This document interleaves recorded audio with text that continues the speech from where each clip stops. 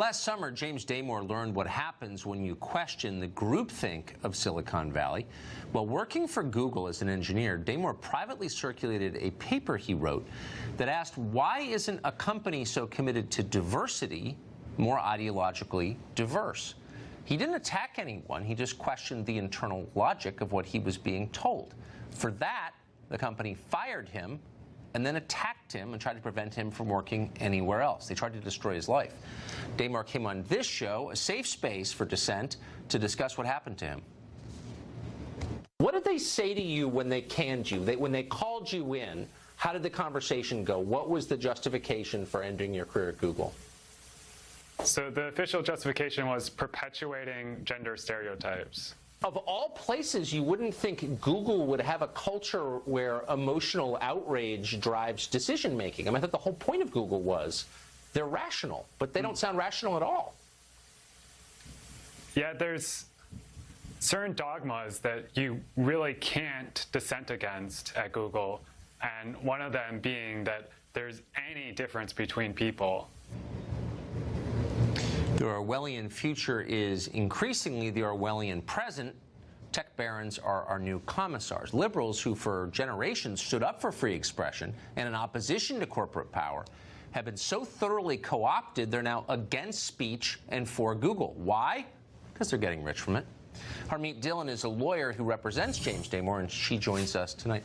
Harmeet, thanks very much for coming on. We've followed this saga since the very beginning. I know, obviously, you've been intricately involved from the very beginning. Google, when last we checked with you, was basically trying to destroy his life for this memo. Is that still the case?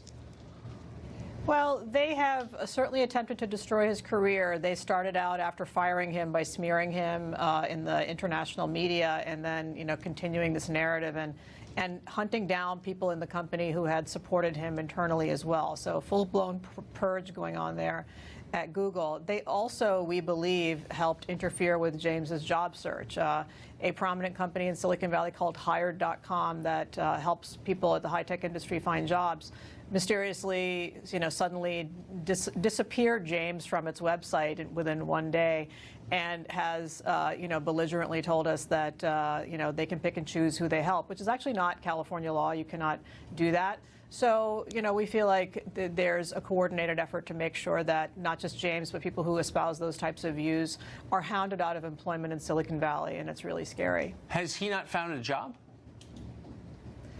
He is employed, because of the fact that, recently, by the way, but because of the fact that, people are being harassed for supporting him, he's, keeping the location of his workplace confidential. It's unbelievable. And by the way, for our viewers who may not be fully read into the story, if you think that we're putting a thumb on the scale, go read his memo. It's available online, and see if there's anything, even one sentence in it, that's offensive. No, there isn't. The whole thing is bewildering. Yeah. Is there any movement within Google to diversify? Is there any dissent within Google? Is there anyone who agrees with James who can speak out or has?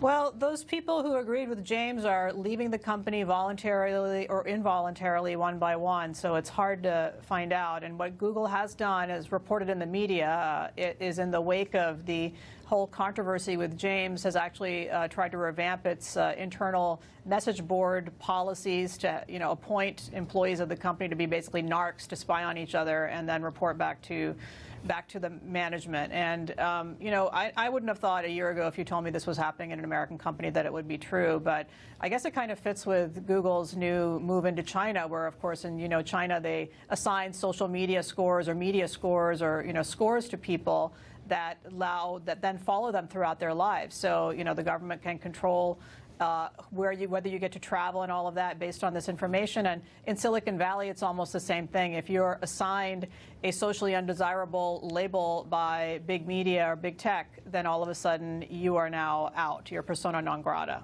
So this is the company who's trying to destroy a young man's life because it didn't agree with a memo he wrote. This is the company we trust to hold all human information and sort it for us?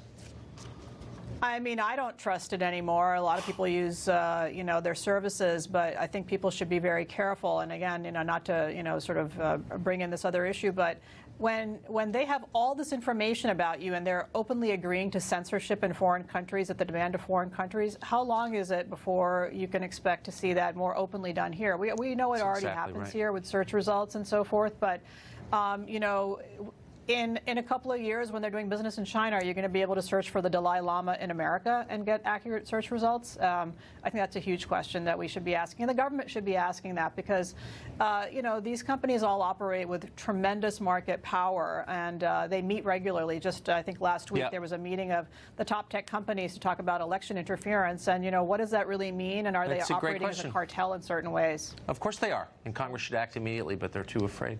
Harmeet Dillon, thank you for this. Good to see you. My pleasure.